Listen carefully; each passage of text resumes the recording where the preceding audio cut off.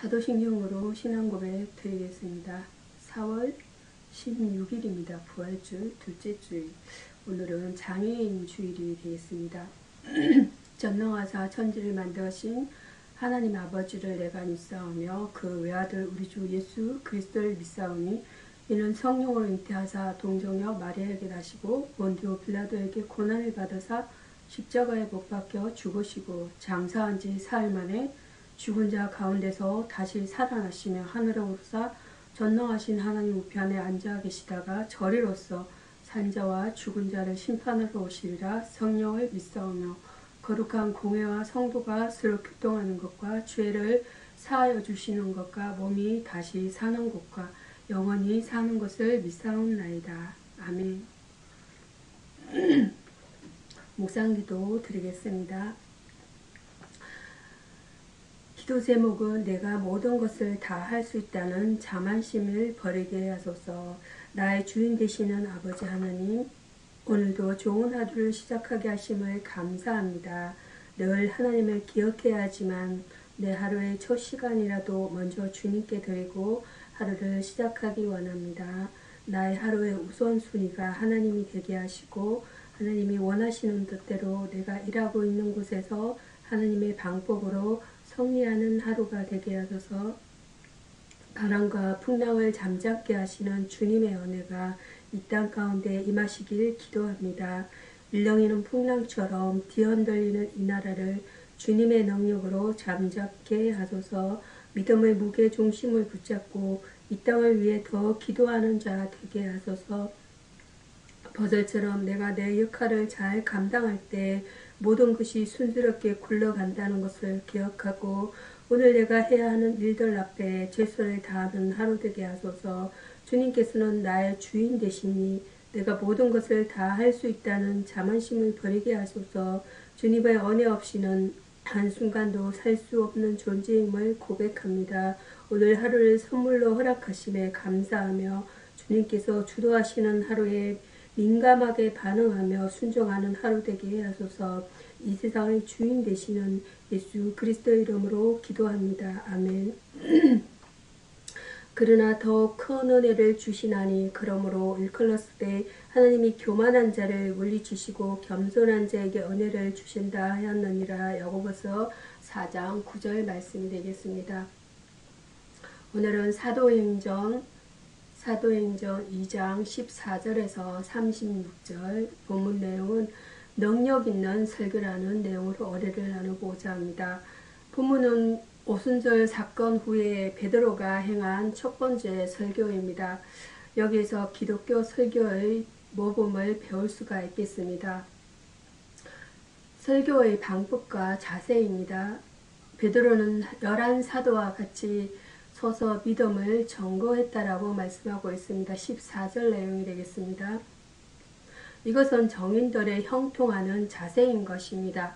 우리는 그들이 서로 동역자에게 임한 은혜를 인정함을 볼 수가 있겠습니다. 또한 베드로는 큰 소리를 높여서 명확하게 전달했다라고 말씀하고 있습니다. 복음의 진리를 가장 효과적인 방법으로 질서정연하게 전했음을 볼 수가 있겠습니다. 설교의 주제에 대한 내용이 되겠습니다. 설교란 전적으로 하나님께서 인간에게 하시는 말씀을 선포하는 것입니다. 하나님의 말씀은 예언에 기록된 말씀과 살아계신 말씀인 나사렛 예수인 것입니다. 베드로는 구약 성경의 능통함으로써 그리스도의 구속사역이 성경의 주제이며 설교의 주제이어야 함을 확실히 알고 있었다는 것이에요. 그의 설교의 주제는 언제나 그리스도의 주 되심이었다라고 말씀하세요. 설교의 결과입니다. 베드로의 설교를 통해 청중들이 죄를 깨닫게 되었다고 말씀하세요. 주님 되시는 예수를 죽였으니 어찌할꼬 하는 절교가 일어났다고 말씀하세요. 그들은 설교를 통해 새롭게 되었으며 말씀을 받고 중생하여 교회의 일원이 되었다라고 말씀하고 있습니다. 그 결과 제자의 수가 3,000이나 증가하였습니다. 베드로의 설교에 큰 능력이 있었던 것은 그가 성령 충만하였다는 사실이 있는 것입니다. 성령의 능력이 아니고서는 영혼을 회심시키는 결과를 기대할 수 없을 것입니다. 설교라는 것은 sermon, preaching, 하나님의 말씀에 기초하고 사람을 구원하려는 계획과 목적에서 사람을 감동하도록 권면하는 법에는 종교적 강화인 것입니다. 그것은 항상 산 진리로서 정언되어야 한다고 말씀하고 계세요. 다음은 시편입니다. 구약성경 시편, 신약성경 사도행전에 이어서 다음은 구약성경 시편으로 가보겠습니다. 시편 10, 구약성경 시편 16절입니다. 16절은 1절에서 11절까지 본문 내용은 하나님께 소망을 둠이라는 본문 내용을 오늘 나눠보도록 하겠습니다. 본 시편은 다윗의 믹담으로 되어 있다라고 합니다. 우리는 이 노래로 하나님께 소망을 두는 삶을 교훈받습니다. 하나님께 비함입니다. 1절에서 2절 말씀입니다.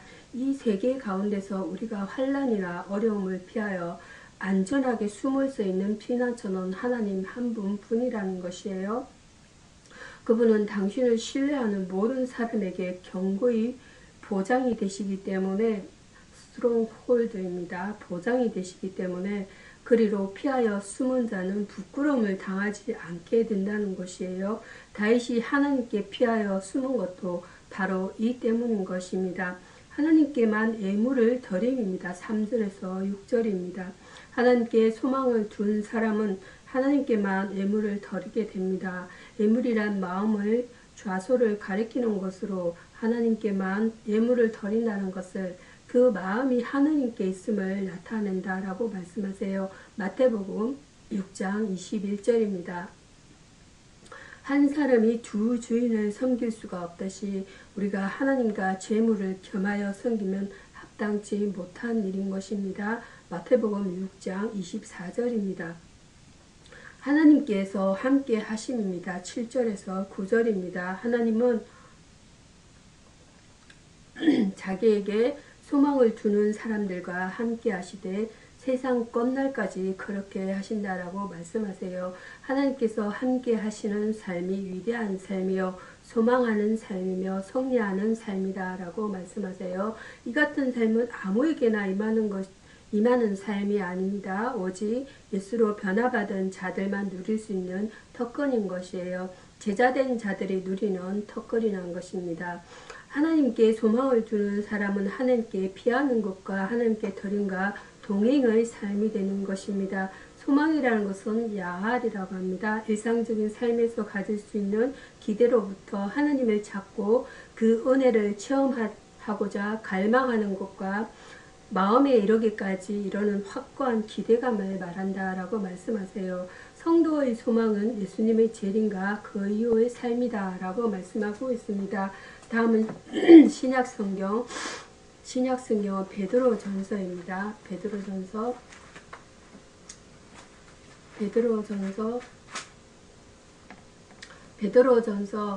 1장이 되겠습니다. 1장 1절에서 19절 본문 내용은 흩어진 나그네라는 내용으로 은혜를 나눠보도록 하겠습니다. 본문에서 베드로는 순교할 위기에 처했음에도 성도들이 누릴 영광을 바라보며 감사와 찬미를 드리고 있다라고 말씀하세요. 모든 인생은 나그네이다라는 것이에요. 본문에서 특별히 그는 흩어진 나그네에 대해서 언급을 하고 있습니다. 그대로 외로운 나그네의 삶을 사는 가운데 많은 위험과 박해와 시련을 당했던 자들이었습니다. 그래서 베드로는 그들에게 위로와 안위의 말씀을 전거하고 있다는 것이에요. 특별히 기독신자는 나그네의 순례의 행진을 행하고 있는 것입니다. 그리스도인은 외국인입니다. 외국인. 그리스도인은 현재는 비록 이 세상에 살고 있지만 이 세상에 속해 있지 않다라는 것이에요. 그는 하늘나라 시민이요 하늘나라를 위해 존재하고 있으며 그 나라를 위해 힘쓰고 애쓰고 수고하는 자이다라고 말씀합니다. 그래서 그는 비록 몸은 이 땅에 살고 있을지라도 신분상으로는 하늘나라에 속해 있는 잠시 체류하는 외국인인 것입니다. 그리스도인은 흩어져 있는 나그네이다 라고 말씀하고 계세요. 인간의 마음은 가까운 공동체 속에 속해 있을지라도 외로움과 고독을 느끼기 마련인 것입니다. 그러나 예수 그리스도를 믿는 신실한 자들은 더 이상 외로움을 느끼지 않는다라는 것이에요. 비록 그의 삶이 나그네의 삶이라 해도 주님이 그와 함께 하시기 때문이다 라고 말씀하세요. 세상에서는 환난과 고난을 당하나 거기서 위로와 상급을 받게 될 것이라고 말씀합니다. 우리는 흩어진 나그네로 본향을 바라보며 살고 있다라는 것이에요. 그러므로 세상 염려에 얽매이지 말아야 하겠습니다. 인생은 맨스라이프는 목숨을 가진 사람의 존재, 사람이 이 세상에 살아가는 동안을 뜻합니다. 창조주 하나님께서는 피조물이 인간을 생사하고 곧 인생 전체를 주관하고 계신다라는 말씀입니다. 이어서 요한복음입니다. 요한복음은 두 단락으로 두 부분으로 나누어서 말씀을 드리고자 합니다. 첫 번째 부분은 요한복음 20장입니다. 19절에서 23절까지가 되겠습니다. 부활의 목격자들에게라는 본문 내용으로 은혜를 나눠보고자 합니다. 예수님은 거의 부활을 목격한 자에게 부활의 정인으로 살아가도록 하늘의 축복을 주셨습니다. 평강을 주셨다라는 것이에요. 제자들은 예수님이 나타났을 때 영이나 유령으로 생각하고 두려워했다라고 말씀하세요. 누가복음 24장 37절 내용입니다. 예수님이 손과 옆구리를 보이신 후 기뻐하는 제자들에게 예수님은 하늘의 평강을 주셨습니다. 죄의 문제가 해결된 후 제일 먼저 받는 평강의 축복, 이 축복으로 많은 신앙의 열매를 맺게 될 것이라는 것입니다. 평강으로 세상을 이기게 될 것이다 라고 말씀하세요. 파송하셨습니다. 예수님의 부활하신 소식과 축복은 온 세상에 전해져야 한다는 것입니다. 이 소식은 그의 부활을 목격한 자들에게 위임되었다라고 말씀하였습니다. 하나님과 인간의 중보자로서 보내심을 받은 예수님이 그가 보내심 받는 것과 동일한 권위를 제자들에게 주셨습니다. 이제 그들의 말을 믿는 사람들은 그들이 예수님께로부터 받은 것과 동일한 축복을 받게 될 것입니다. 권위를 주셨습니다. 예수님은 제자들을 보내시면서 그들에게 성령이 함께 하시며 성령의 언사를 주시도록 하였습니다. 성령의 언사와 연결되어 제자들의 사역은 계속될 것입니다. 특히 그들은 성령에 영감된 말씀과 조화를 이루면서 죄를 사하여 주시든지 그대로 두든지 이를 선언하는 권위를 행하게 될 것입니다. 온 세상의 미래를 책임질 권세를 주셨습니다. 제자들은 예수님의 부활을 목격한 후 약하고 죄된 모습이 변하여 능력 있게 하나님의 복음을 전파했다라는 것입니다. 사명자라는 것은 엠베세더러스라고 합니다. 사신 혹은 대사라고 하며 더 성경적으로 적합한 표현일 것입니다. 이는 사명을 부여받고 보내진 사람인 것입니다. 그리스도인은 주님께서 사명자로 이 땅에 보낸 자들이라는 것이에요. 이어서 요한복음 20장 24절에서 31절까지 말씀 본문은 내가 믿나이다 라는 내용을 은혜를 나눠보고자 합니다. 믿는다는 라틴어 크레도로서 콜 마음과 주어버리다의 합성어이며 이것은 아는 것과는 구별해야 한다는 것입니다. 도마의 크레도입니다. 믿는다는 것은 라틴어입니다. 도마의 얼씬 불에 보면 콜 마음과 두라는 것은 주어버리다 합성을 하는 것입니다. 이 아는 것과는 구별해야 한다는 것입니다. 도마의 얼심입니다. 예수님의 부활을 전하는 제자들에게 도마는 자신의 실질적인 접촉 없이는 믿지 않겠다고 말했습니다. 도마는 자신이 보기에 합리적으로 보이는 것만을 믿으려 했던 이성적인 사람들의 대표적인 유형인 것입니다. 믿음은 그 대상에 의해서 생기는 것인데 도마는 나에게 믿음을 만들어 내려고 하였기에 예수님을 알았지만 믿지는 못했다는 것입니다. 도마의 고백입니다. 제자들과 도마가 함께 있을 때 예수님이 나타나셔서 도마에게 손을 그 옆구리에 넣어보라고 하셨습니다. 도마는 그제서야 신앙을 고백했다라는 것이에요. 기독교는 하나님의 계시로부터 출발하여 그의 계시의 완성을 보여준다라는 것입니다. 계시의 핵은 예수 그리스도이며 그의 계시를 접하는 자는 예수님을 하나님으로 믿게 된다고 말씀하세요. 성경을 보는 자의 고백인 것입니다. 성경은 예수님의 기적을 모두 기록하지는 않았습니다. 다만 하나님께서 하나님의 아들이신 것과 그를 힘입어 영생을 얻는 것과 관련된 것들만을 기록하였습니다. 사람들이 믿고 그 축복을 받게 하는 것이 목적이기 때문인 것이에요. 성경을 믿기 위한 책이며 믿는 자들의 믿음을 위한 책이기에 성경을 통해 그리스도께 대한 신앙을 고백을 한다는 것이에요. 하나님에 대한 믿음은 우리의 마음을 그에게 의지해야 하는 인격적 관계를 유지하는 교제인 것입니다. 의심이라는 것은 suspicion, doubt, 확실히 알지 못하거나 믿지 못하여 이상하게 생각하는 것입니다. 또는 그러한 마음을 가리키는 것이에요. 먼저 신앙을 통해 의심을 제거할 때 인간과의 상호 신뢰성을 회복할 수 있다라고 말씀을 하고 있습니다. 기도하겠습니다. 존귀하신 하나님 아버지의 영광과 건강을 찬양합니다. 부족한 죄인 이 시간 영광을 주시고 고난을 주이신 예수님을 우러러 앙망하며 두렵고 떨림으로 부복하나이다. 언제 어디서나 늘 주님의 존전에 서 있는 제 자신을 인식하게 하옵소서. 믿음이 없고 패역한 세대에게서 저를 불러주신 하나님, 저에게 살아있는 믿음을 주옵소서. 저의 경험을 의지하거나 저의 능력을 믿는 것에 속가나된 버릇을 고쳐 주옵소서. 겨자씨만한 믿음도 없는 이 죄를 불쌍히 여기사 생명력 있는 믿음으로 주님 주시는 무한대한 힘을 덧입을 수 있게 하옵소서.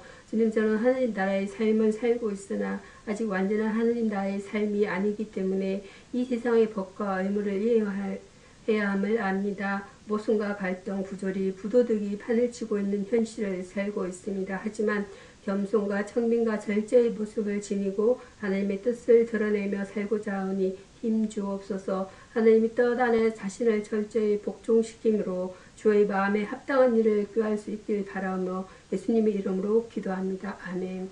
주기도문으로 말씀을 마치겠습니다. 주일 예배 말씀을 마치도록 하겠습니다. 하늘에 계신 우리 아버지여, 이름이 거룩히 여김을 받으시며 나라에 임하시며 뜻이 하늘에서 이룬같이 땅에서도 이루어지이다. 오늘 우리에게 일용할 양식을 주옵시고 우리가 우리에게 죄 지은 자를 사하여 준 것 같이 우리 죄를 사하여 주옵시고 우리를 시험에 들게 하지 마옵시고 다만 악에서 구하옵소서. 대개 나라와 권세와 영광이 아버지께 영원히 쌓옵나이다. 아멘. 감사합니다.